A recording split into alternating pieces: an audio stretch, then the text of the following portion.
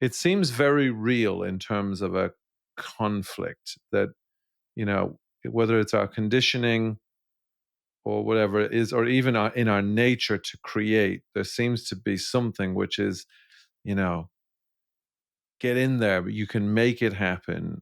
And then this like letting go.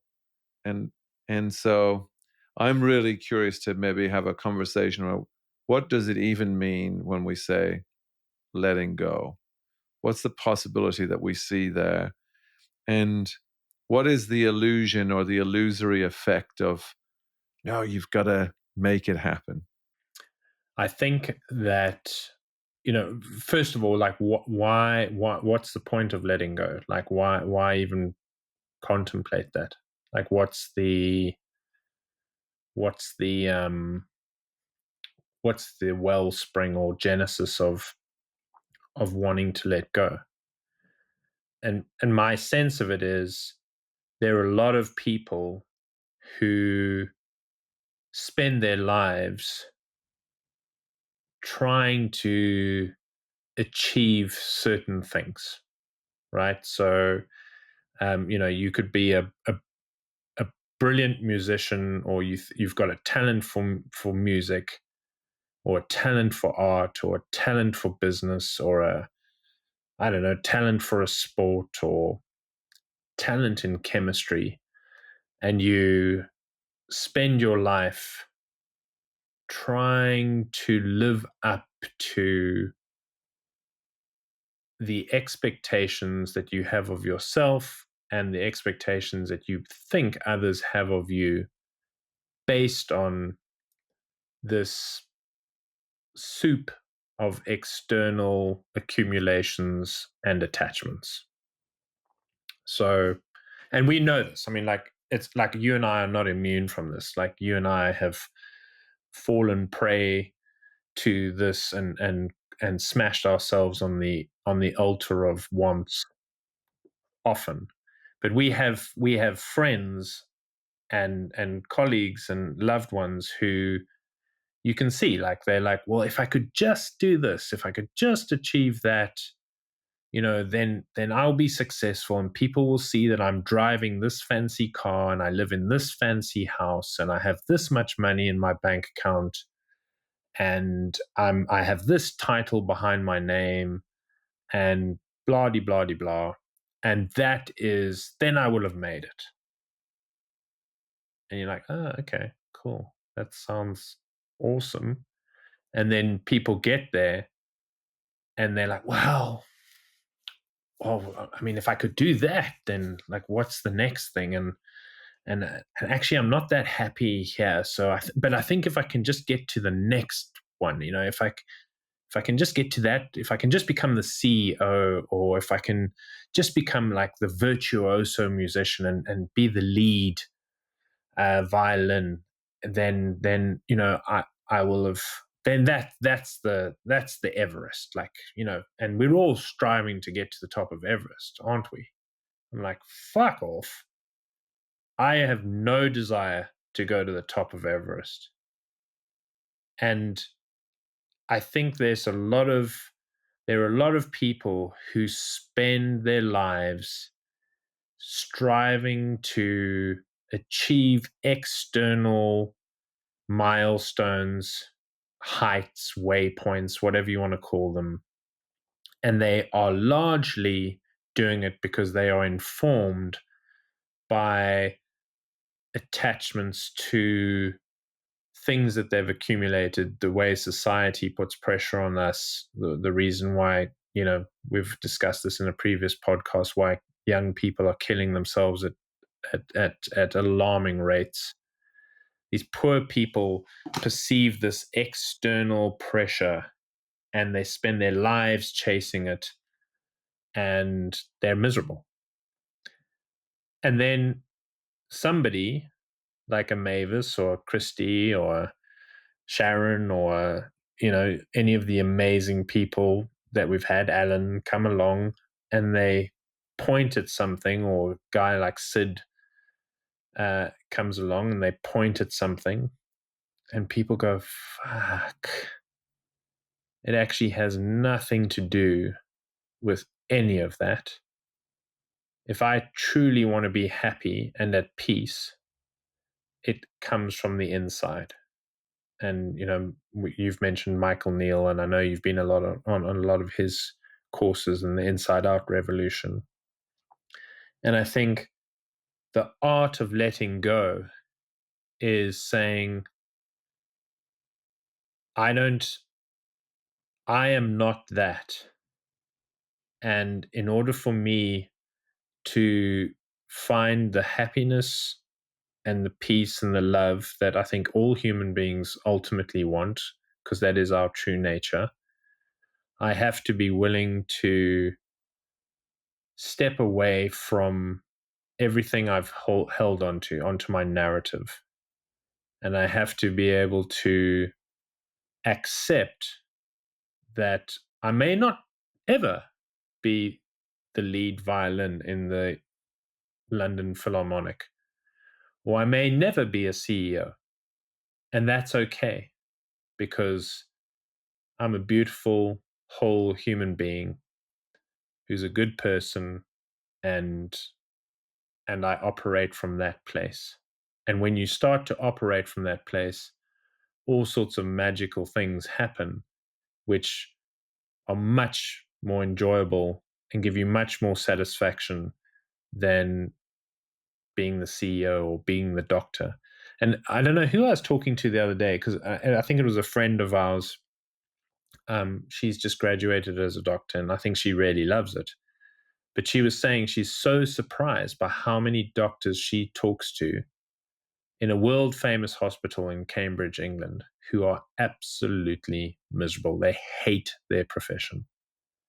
And I think I told you, I have a good mate of mine who I won't name, but he openly admitted to me the other day that, despite all of his success, he feels trapped. Like, he absolutely hates the life that he has created. And obviously he realizes that he has the ability to create something very different, but there's a huge amount of fear there. And I think that fear often gets in the way and stops people letting go.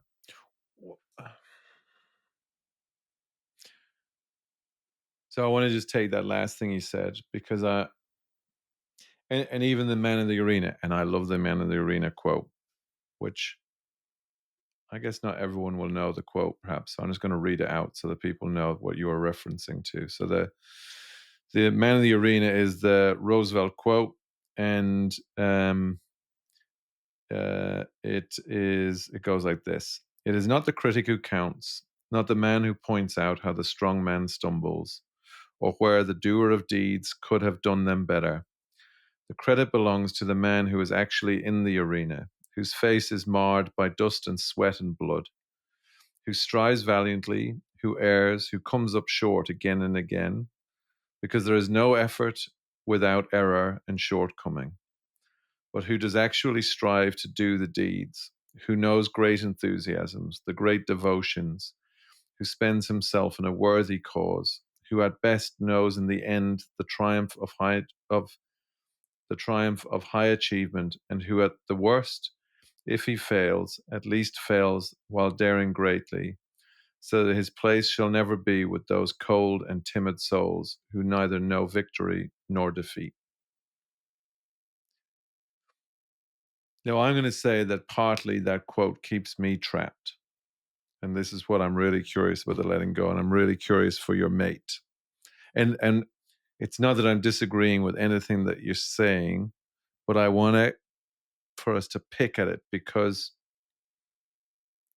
I think this is where it becomes tricky for me. Because like going to go so far as to say I know that there's nothing on the outside that can create any of the feelings on the inside. So there's no happiness or joy on offer in terms of like that I'm playing for. Yet I think that this is why it's such an interesting place to look, because let's just take your mate there that you said, he knows he can create something different. And so this is the kind of where I think it becomes an interesting place, because it's like, well, okay, so he's got to create it. He's got to create the alternative life. And it makes me think of Michael Singer and the surrender experiment, where he's like, all I want to do is meditate and find my personal self. And yet he ended up being a builder and leading a major tech business, and as well as like his church or his place of awareness. And so there's this conundrum, I think, which is, so if someone has got the talent to be a virtuoso, they've got musical talent, for example, where do you think that the what's the difference between someone who then is in the arena and the amount of effort and dedication, let's say, it takes to become a virtuoso musician? Where does letting go and holding on, where does that live for you in that context? Because you would have to say that, let's just say, like, people who have uh, created magnificence in the world, whether it's musicians, sports people, business people, um, just authors, it doesn't really matter. It has they've clearly brought a level of dedication to it and commitment. Those people who've become doctors, that you're I don't know, who can't remember who you point to, and like, they're miserable. That's what I'm really interested in. Is like, so what's going on there? Like, what's letting go and what's holding on? And like I said, like, to me, it does look like letting go, and it's the, gosh, letting go. And then is it that there's levels to letting go? Like, you let go of your initial layers of conditioning and see, I don't fucking need anything on the outside to be happy. So you start to have this more peace. This has been my experience, and probably the one that I circle in and out of. I let go. I get super present. I have more peace than ever before, the more unattached I get. And then you get interested in something, and you start striving again, and you start, like, the you start to push, and you're like, hang on, like, am I doing this because this is what I'm being called to do, or am I doing this now because I'm been driven to do it from some, like, little piece of conditioning that's showing up again? And that's where I think uh, I think it catches a lot of people out, which is, oh, I'd love to just let go and be present, but I still feel like I want to kind of create something, build something, do something. And that seems to take me away from uh, having the feelings that I would like. It seems to take me away from the present. Yeah, I think it goes back to what you've pointed to many times, which is, if you're willing to let go of your narrative. So let's say you want to build a business. I don't know. Let's take that example. You want to build a business and you want to help people in the work that you do. And so you start off and you're like, oh, okay, I'm just going to surrender it to the universe. I'm going to let go. Like, I'm just going to put it out there, and I'm going to start, see what comes up. And sure enough, the great unfolding, somebody raises their hand, or you meet somebody, or somebody refers somebody and says, oh, a mate of mine is starting this business, like, you should check them out. And then before you know it, you've got X number of clients, or X number of contracts, or X number of companies, and away you go. and the intent is pure, and the delivery is pure, and you're feeling good, and then you're like, and then the accumulations and all the bullshit starts to, radio billows starts to broadcast in your head. And I'm speaking from experience, like i'm I'm telling you a story about myself if it's not clear. And so you're like, oh well, I can't, like, the work that I'm doing is not really the work I want to be doing, but I'm earning a good clip, and it adds to the monthly income, and it allows me to have certain things, and I like the people, so you justify it in all sorts of ways. But in your heart, not your head, in your heart, you know that it's not the work that you want to be doing.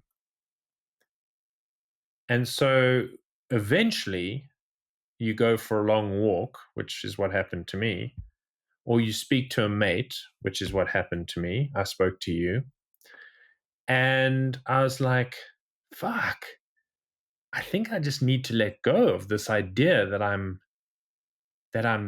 have to stay in this thing, and I have to muscle through it, and I have to help these people see what they're not seeing, and da da da da da da. And then you let go. And sure as God made little green apples, well, actually, the universe, whatever you believe in, um, a conversation happens, and somebody says, I get a sense that you're not doing the work you want to be doing. And you go, 100% correct. And they go, um, maybe we should call it quits. Maybe this should be your last month with us. And you go, yeah, I think so too. And suddenly a weight is lifted, not because you don't love these people, not because you're not proud of the work that you've done so far. But in my case, after 2 years of work, I'm like, I have, I think, pointed to things, made people see things, I've shown up, and hopefully me being awake has awakened something in others, maybe not all of them, and that's not my responsibility. But I am not doing the work that I want to be doing in this instance, the way it's evolved. And the moment I let go, somebody else saw it too. And the answer presented itself, and it's all sorted itself out. Now, the interesting thing in this case is it's going to affect my income, right? But something else happened to counter that. And so somebody else came along and said, oh, actually, I would like to buy more of your time. And so it countered that. And that was without me doing anything. That's just me showing up, trying to put love in the world, trying to be in service of something, of a purpose, and not overthinking it. And I'll give you another example, because I realized that that one was quite obscure, because I'm trying not to mention names and point to real life characters. But I'll give you another example. So Vanny and I live in this gorgeous house in Massachusetts, and but it's a big house, and we've always said, look, when the girls graduate, we chose this town because it had a great high school, but when the girls graduate, we should sell this house because we'll get a ton of money for it. It's probably doubled in value, and we will downsize, and we'll live a more modest existence in a more modest home, and we'll have some capital that we can invest and use that for travel and all the things we want to do, blah blah blah. And so for years I've been clinging to this narrative and pissing Vanessa off, because I'd say to her, well, if we just lived in a smaller house, we could afford to do X, Y, and Z, which was just maybe true, but just completely the wrong way to see the world. And then I had a conversation with Van not so long ago, probably about 3, 4 months ago. And I said to her, I'm going to stop saying that stupid thing about the house. And I'm going to stop saying how I want to just go and live in the woods of Maine. Like, I'm just going to stop saying it. And if I do talk to you about it, it's going to be done in a constructive way. So, Van being Van, she smiled and said, "Yep, sounds good, whatever. Um, let's see what happens." Anyway, I just consciously I said, "Okay, I'm just going to let this go. I'm going to let this narrative that's been playing out in my head for years about selling the house, getting a more modest place, a lock up and go, and just cutting our expenses, all the things that just accumulate, and you think there's all this pressure from the world, and I've just let it go, and I surrendered that narrative." Anyway, in the last couple of months, read a few books, didn't didn't go looking for them, not trying to find answers. They were just recommended, and I just randomly clicked on that book in my library in Audible, listened to a few books, decided that I wanted to get my weight down, from a health perspective. So I needed to lose 20 pounds of weight. Um, Decided I'm going to start walking. And through my walking and doing my 9-mile walk in the morning, I've discovered the newly minted rail trail in my town. So it's the old railway line that they've turned into a walking path right through the forests, right past the ponds, over bridges you didn't know existed, over streams you didn't know existed. And it's exposed me to a completely different uh, existence right on my doorstep. And so I now religiously walk down the road from my house, walk through a beautiful cemetery, which I've never walked through, and it's spectacular. And I cut through this forest and I drop down onto a rail trail and I walk all the way down and I grab a coffee. And sometimes I do a bit of work in the coffee shop, and then I walk all the way back. And sometimes I listen to my audiobook and sometimes I don't. And Vanny and I were cycling our bikes down the rail trail the other day, and we got to a town, one of the neighboring towns, 2 towns up. And she said, "Oh, this is a cute place. Like, we could downsize to here." And I was like, "I can't leave our house. Now that they've put this rail trail in, I can't leave our house. Like, I'm discovering the magic of actually living in our house, which I've been blind to for all these years because I've been so attached to this narrative that this is just a functional thing that we just have to get through so I can offload this home, make a shit ton of money, and then live the lifestyle that I want." Like, what a fucking knob. And so I it's that's what happens when you let go. And it's not to say that we won't sell this house. Like, we may sell this house, but I don't care when we sell it. I don't care if we do sell it. I don't care if they carry me out of here in a box. I really don't care. But what I do know is letting go of those stupid narratives. And like, these are narratives that wake people up in the middle of the night. These are things that people wake up about at 2 a.m. and think about, and they're like, "Oh my God, like, should I sell my house? Like, it's the top of the market." And, and these are first world problems. But I mean, like, just letting go has been has just allowed me to see things and experience things, and the universe, and when you let go, the universe comes at you in such a beautiful way. um so yeah, anyway, those are two examples. I so the only thing, well, so and I as you were talking there, I was like, oh God, yeah, like letting go. I keep coming back to this thing of letting go is creating. I would challenge the idea of stupid narratives, but just narratives, because I think that's where I'm getting it. I think the obvious ones, like that's what I mean. There's levels to the letting go, because you've done a lot of letting go, and so that's where, like, your second example to me is a gorgeous one, because the illusion doesn't look like you're holding on. The illusion looks like you're trying to let go. That's my point. It's like, this is the kind of the squirrely conflict. It's like, I want to let go of this house and I want to strip everything back and we'll downsize. And it looks like, in one sense, letting go.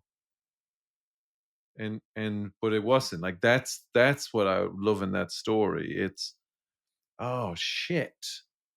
My story about letting go is what I have to let go of. I need to let go of the house and I need to let go of this, because then the experience that I want will then, I'll then be able to create the experience I want by downsizing, moving to Maine, and boom, boom, boom. And then you let go of that. And it's like, oh, fuck that. Like, what if that's a load of shit? And but you let go without purpose, is at least how it strikes me. It's like, you just let go of the story. It's like, that's a story, and I'm letting go. And now you've had this gift that seems to have unfolded recently, where you're having this experience, and it was only, and I'm checking this because it strikes me that it was only in Vanny, in one sense, in Vanessa asking and saying, oh, we could downsize to here. You're like, no. that's that's gone. I'm having what I was looking for. It was here right under my nose. And that's what I think, um uh has gotten me really curious. And maybe that the maybe this is part of what I'm beginning to see in this conversation is, you can't, if you're trying to let go in order to, then you're in the illusion again anyway, because now you're striving. Yeah, you've put you've hit the nail on the head. You can't let go with terms. There are no warrants, there are no covenants, there are no terms, there are no conditions. Like, it's not like, oh, I'm letting go in order to. It's just like, I'm just letting go. Like, I'm not going to engage with this because it's exhausting. Yeah, and maybe so exactly, and that's so letting go or holding on. Actually, it's the in order to. That's that's the bit that to be mindful of. It's like, if I do this, will I get that? And it's like, you're off track. It's like, that's what I notice in myself. That's where the conundrum of, like, and it comes back to, this is what's emerged for me just now, is, no, that's thinking. That's all in the head. It's, do whatever the frickin' hell you want to do in the moment because you want to do it, and see where it leads you. And that to me is the gorgeous simplicity that's almost too good to be true, too simple to be true. And I had someone with me today, and we had this conversation, which was, it's like, what would you love? Like, if you could have everything you want, what would you want? He's like, I'd love to be just able to make my own choices. And then we were both laughing, going, was there anything actually stopping you making your own choices? And we got to, no, nothing other than my fear of the future. Like, will my choices lead me to where I think I should end up? If I do this, will I get what I think I should want to get? And the biggest opportunity perhaps in letting go is, you're letting go of your narrative, but you're also letting go of the idea that there's a term sheet that you need to be mindful of. It's it's letting go of any storyline of, if then, if that, in order to. It's just being in this moment. Can you be true to yourself and follow your nose? And that is super simple. And I actually would go so far as to say, often that is much harder than it sounds. because like I actually think, if I think about the men in the arena, it's like, damn, that's an arena to play in. And it's why I think I was made thinking of that Michael Singer thing, because he says, surrendering ain't always easy. That's why it's, in many ways, it's much easier to hold on to the story than to let it go, because it creates the illusion of control, doesn't it? And because then it's like, no, I can be in charge. And maybe it's letting go of that. Maybe it's really letting go of the idea that you're in charge of how your life is actually going to look, and the only thing you're in charge of is what you're going to do next. It's amazing how many people fundamentally believe they should be the lead violin in the London Philharmonic, because along the way, people told them that they would be stupid to throw away that talent and that virtuosity and not pursue something like that, versus somebody who just plays music for the love of it. And actually, they love music, but they have no desire to be the lead violin, but they do have a desire to be the CEO of a company, or be a conductor, or like whatever, be a bus driver. And so they go and do that, and suddenly their spirit sings because they've allowed the wilding of their consciousness, versus the person who kills himself, reaches the top, is the lead violin of the London Philharmonic, and is absolutely miserable. I have a couple of questions that just start up from that, and they're kind of devil's advocate questions, just because they kind of align with the conflict that I sometimes see in this and what I'm trying to see through. So let's imagine that someone is an environmentalist listening to this show. They could easily hear letting go is the same as doing nothing. And so I'm curious, I have a second, but I'm curious what you would say to someone that says letting go sounds very similar to doing nothing. What would your response be? So great shout, L, and calling that out, because I would hate to fall foul of suggesting that surrendering means you sit on your ass and you do nothing. I think what surrendering means, letting go means, and I use this in the business context all the time, means showing up without the attachments that cause you to operate from a place of fear and shut down the potential, the creativity, and the innovation. If you love music and you are a virtuoso and you have a God given talent, let go of the idea that you have to reach the dizzying heights of whatever, because that is the measure by which people in your profession, or certain observers, the observers who don't get in the arena, they they sort of opine on, like, that is where you need to get to, and what a waste, terrible waste if you don't reach that height, versus letting go and doing what you love, and challenging, and maybe, and who knows where you end up. And if you do end up at the head as the lead violinist, probably because that's exactly where you were meant to be, but you got there not from a place of fear, but from a place of sheer love, joy, delight, affection, and pursuit of everything that makes you happy. And the truth is, you may have to work twice as hard to get there. You may have to work twice as hard than anybody else, but you do it because that is what makes your soul sing. And that is, I think, what you're pointing to, is to say letting go might mean you work twice as hard.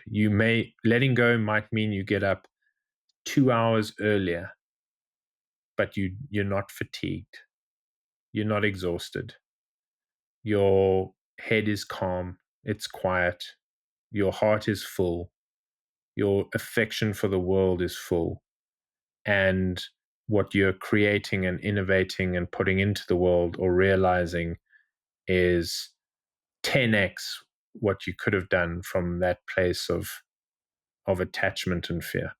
Well, I'm really glad that you brought in the word love into it, and you were very consistent in that. I think that is, I think when I hear you talk, and I love listening to that, because I know that letting go is not the same as not as doing nothing. What I and it like I think it's giving up on, like, I think you call it the dogma, the narrative. And I think for me, what I think is on offer is is in that place of love. Like, what would you do if you let go of the story, you let go of the narrative, and you only had to follow your feelings? Like, I don't mean like follow like just because it's the idea of it's going to make you feel good.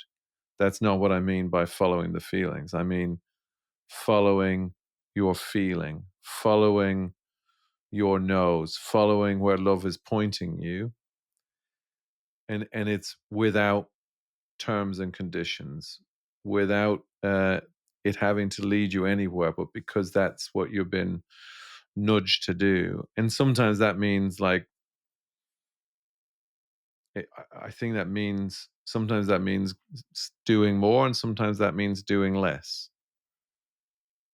Um, and both directions are perfectly viable, because if you don't have to get anywhere, then it doesn't matter whether you're going forward, backwards, or nowhere. And I think that's what I've been feeling. It's like that, oh gosh, right. Letting go of the idea that there's anywhere to get to, let go of the idea that there's a life to be created, which is, even when I think about your mate that you mentioned before, I don't think it's like go and create another life. It's like surrender to what is coming through, because it's all changing anyway. But it's like letting go of the idea there's something to be created, because that to me is the illusion that I catch myself on. Now, you can create the life you would love, versus what I sense is much more truthful, or is much more on offer, is letting go, and love will come through you. Like, life will be revealed to you, and chances are you're going to love more of it than you even than the idea of the one that exists in your head.